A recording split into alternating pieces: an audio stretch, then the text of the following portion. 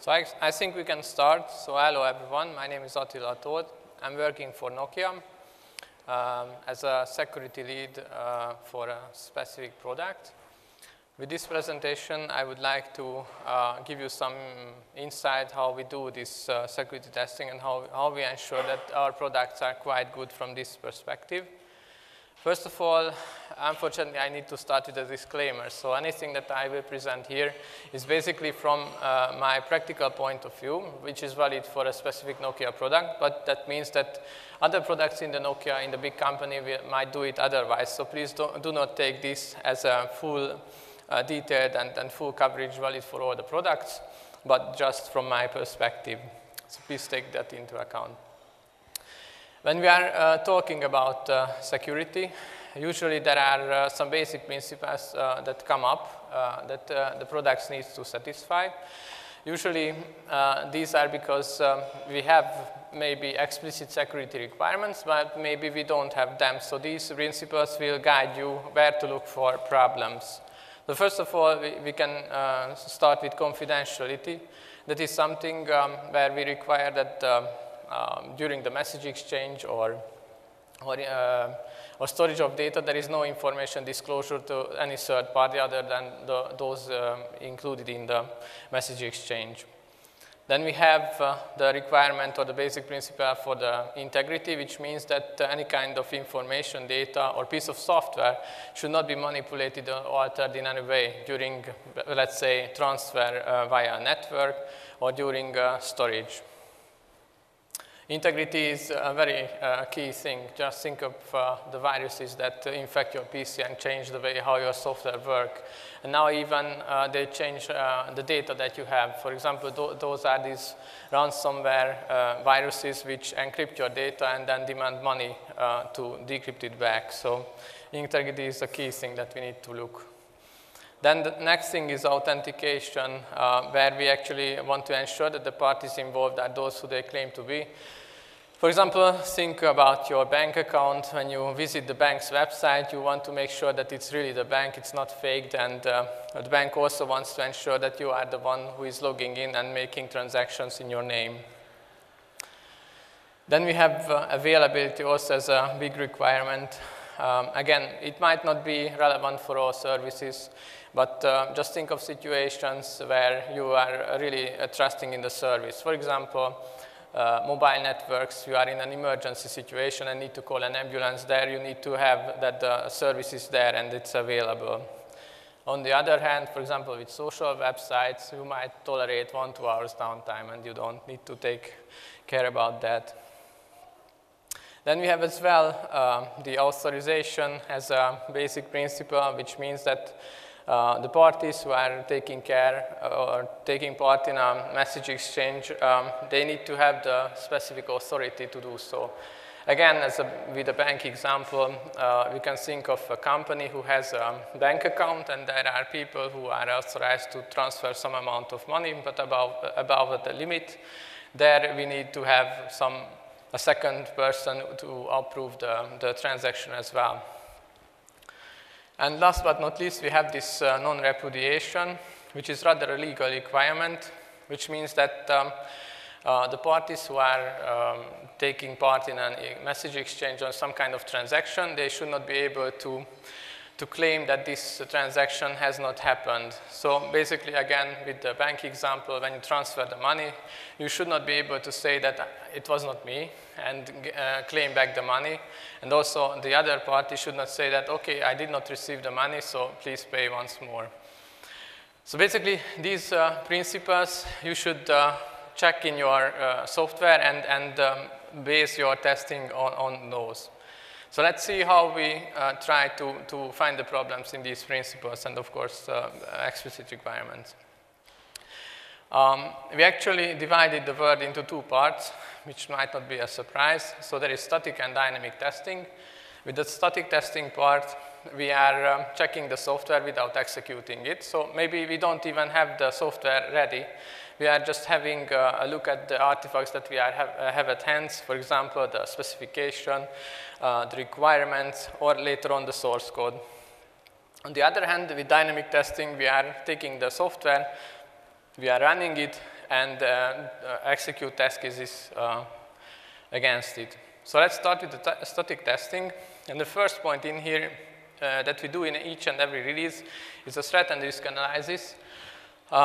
This is something where we invite a lot of people. It's basically a workshop, a talk about the software itself, how it should look like, and what could be the problems with it. The people that we invite are from a broad range. So we invite the software and test architects, the lead developers, the lead testers, product management, and also product security management, so that we have a broad range of participants. And to give a moderation to this talk, then we are usually looking for the answers of the questions that I have listed. First of all, what are the assets that we need to protect? Asset is something that has a value either for you or your customer. For example, the software code itself, the hardware, the licenses, so everything that might have a value. Then, if you know what you want to protect, then you need to check who might tamper with these assets, or who might want to give you harm. And that is the question, who are the potential attackers? So it might be that some experienced hackers or professional hackers, or the employees of your customer, or just teenagers, or whatever. So you know the list. You should have a look at of all the other things from this point of view, that you should know who might attack your product. Then we also need to check what are the potential attack scenarios, or with other words, what are the threats. So what kind of scenario is actually relevant, what can be done with our product, and we need to assign a likelihood and the impact to this. So likelihood is a probability whether it is sure to happen, or it's close to zero and it never happens. Impact is the one that describes what will happen with the product when that happens. So is it just annoying, or is it something that will completely disable and destroy the service? If you multiply these things, the likelihood and the impact, then you will arrive at the risk. And everything that has a medium or high risk, that should be somehow mitigated. And so we arrive at the last question. So how do we reduce the likelihood or the impact of these things that have a medium or high risk? And because of this workshop is organized that has a lot of participants from different areas, we can discuss it on spot and come up with some kind of mitigation alternatives that can be then implemented by the products themselves. So that's the first thing that we do in every release. Then the second thing is privacy risk assessment, which is basically, again, a kind of discussion. But in this kind of discussion, we are just looking at what the product is doing, what kind of data it is generating or processing or storing, and whether this data has anything to do with privacy. So can it be used to track or identify a certain individual, or somehow it can be abused for any kind of privacy rights violations. If we identify all these data, then we have a check whether there is a purpose for doing this, or purpose for handling those. If there is no purpose, then we should remove the data completely from the system. Also, one thing that can be discussed here is the data retention policy. So is there any date or time after which the data becomes obsolete? If yes, then you should also implement that, because after a while, if let's say you happen to have a breach and the data is stolen, then if you have a lot less data, then of course the impact is smaller, or at least you can say something that we did what we could do. Then the next thing is feature documentation review. I guess this is done by everyone, or I hope so. What I would like to point here is that you should check it from security point of view. So, for example, are there any specific requirements posed by your customer? That's one point. And the other point is that it needs to be taken care of whether there are any requirements posed by the governments or by the countries in which your product will be deployed. Because a lot of legislation is going on also in the EU and also in the USA, so that needs to be taken care of as well. And this is the right point to do so before implementing the product. Then the next thing is again something trivial, code review, static analysis. I hope everyone is doing that. Again, the point in here is to have as well a security point of view added. The additional point of view could be to check the adherence to some kind of security or secure coding guidelines, which is valid for the programming language in which you implement your product, or run the analysis tools and take special care about such situations, for example, where buffer overflow can happen, or such situations where this go to fail incident can happen. I don't know whether you heard it, but Apple had a big problem with this. If not, then check it in Google. It's worth reading. On the other hand, so many static analysis tools are capable of delivering you a lot of data. But I would like to advise as well that on the code review part where human interaction is there, that you should create some kind of checklist which is specific to your product. But to give some ideas, then it should have something like whether there is correct cipher, whether there is any correct key size, proper random number generation. Did we really check the guidelines? Is there any sensitive information leaked or maybe just logged? Or are there any weak points? Okay, the next one that we are doing is vulnerability notification. But the previous points were just before the real software is done. Vulnerability notification is basically started once the product is ready and on the field. We are incorporating a lot of third-party components into the products, and we are following up their lifetime, so to say, on the internet, whether there is any new vulnerability that has been discovered. If yes, then we create a patch and provide it to our customers proactively. The point here is to do it proactively, as they will not know it, and by doing this proactively, you will gain a lot of, I don't know, happiness from your customers. Yeah, and information sources are listed, or I just have given some examples where you can check. There is one last thing in the static testing part that we are doing, that is this statement of security compliancy, which is actually referring to the basic principles that I have shown in the first slide. Those are translated into specific requirements. For these requirements, the products can say that I'm compliant or non-compliant to this and this requirement. And then we can create or calculate a score from this. And this score should then increase after each release. And it should, of course, never decrease. There are just exceptional cases where we allow to decrease. For example, if the requirements are enhanced. The point in here is that the new feature that we are bringing into the product will not harm the quality of security in the product itself. So that's it from the static testing part. And now let's check the dynamic testing. So remember, this is the part when we actually have the software ready, and we should start the testing as soon as possible. The first thing that we can do, or what we do, is to check what kind of IP addresses the product has. So we try to enumerate, we check it against the list whether this is documented or not. And then each of these IP addresses are scanned for open ports. So we would like to determine what is available from the outside. We check for TCP, STTP, and UDP.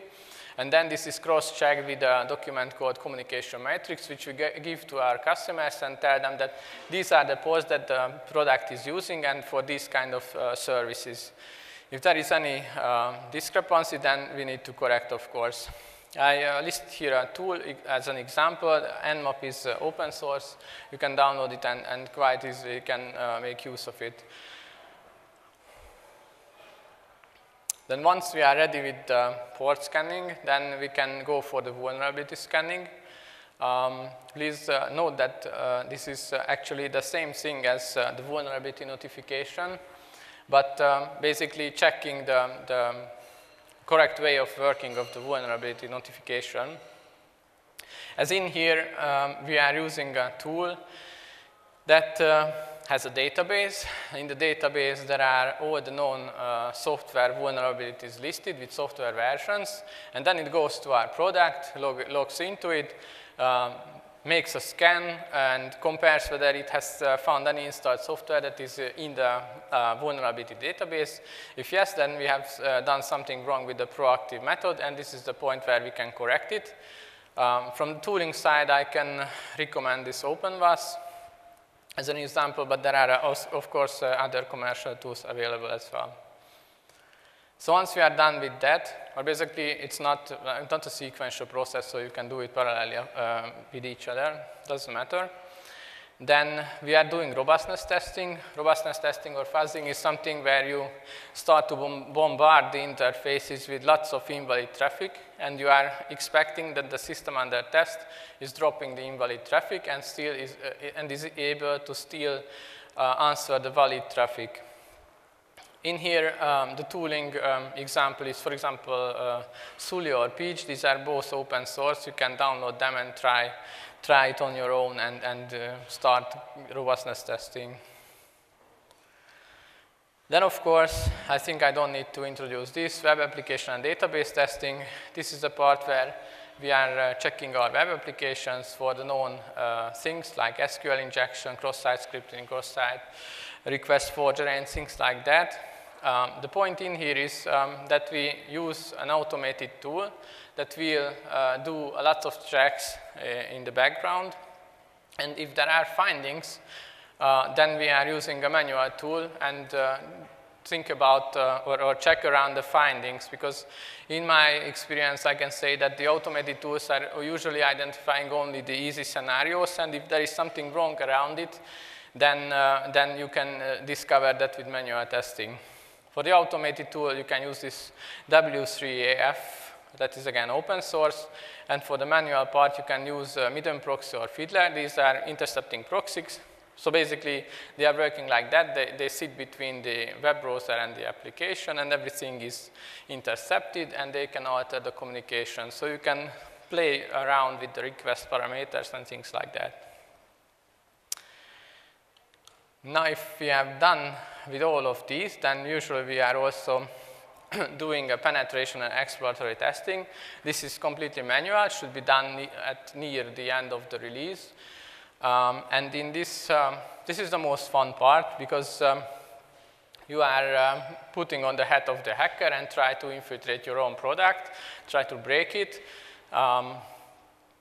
In this case, usually it happens like that, that you start to do some things. You learn from the responses of the product, and then you, based on these learnings, you will come up with different scenarios, and you try it those ways. So this is very different to plan. It might be time-boxed, or some other measure is needed so that it's not flowing for 2 days or 1 week or whatever. But the point is that this brings always some kind of findings that we did not find with the specific tools. In here, a tooling example is Kali, which is open source and especially for penetration testing, or you can use anything else as well. There is one more point in the dynamic testing part, denial of service testing, where we overload the system. The expected behavior is that the system still works with the normal load, but above the normal load, it will reject the traffic. For the tooling, I did not put here anything because it is very dependent on the traffic itself, what you are simulating. And in some cases, this is done by performance testing, so it might not be part of the security testing. And if everything is done, then we have a bonus here in the Nokia part of the process, which is a security audit, where we invite a third-party company that please check us, please check whether we have done everything well, and then they will pinpoint if there is any deviation from the processes that we are doing, and also sometimes it also includes testing of the product itself. So basically, that's all what I wanted to share with you. That's what we are doing. But you might raise the question whether we can lean back and everything is fine. Of course not, because this is the part when we release the product, it will be on the market, and the interesting part just comes because people will start using it, people will start hacking it, and we need to learn from their reports, fault reports, whatever, incident reports and make our testing better in the long run, so that next time we catch even those that they will report to us. So basically that's all that I wanted to share with you in a nutshell, and I hope it would be interesting for you.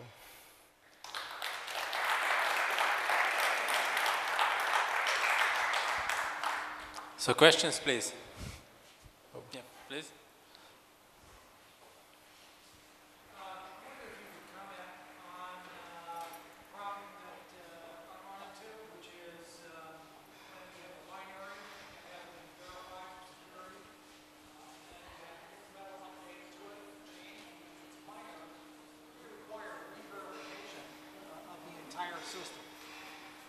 So I'm wondering what your point of view is on that. Would you have any suggestions for ways to avoid re-verifying?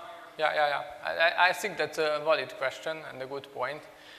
Usually what we can do is that some of the tools are basically generating test cases. You can define how much time you want to spend with it, how thoroughly you want to test it. So some of these parts, when you are using the automated tools, you say that let's scale down the test cases to a lower amount. And that means that we are basically not doing the whole thorough verification, but just streamlining it to much less content. So that's my answer to this, that once the thorough testing has been done, then we are just re-verify parts of it and not the whole thing is executed. Because otherwise it's a waste of time. Oh, sorry. Other questions? Yeah, my other question would be kind of related to that. So I wanted to ask, how often do you release the product? The product releases are right now twice a year. For this specific product. You are doing security audit for each product release? No. This is optional. So if the product management wants it, that's one point. Or the other point is that at least every 2 years. So the decision criteria is up to product management then? Yeah, if there is something what we introduce and has, let's say, a security impact, then we might ask for the security audit as well. But otherwise, it is required, let's say, in every 2 years or so. So your product managers then are security trained personnel as well? Yeah, it's their decision, yes.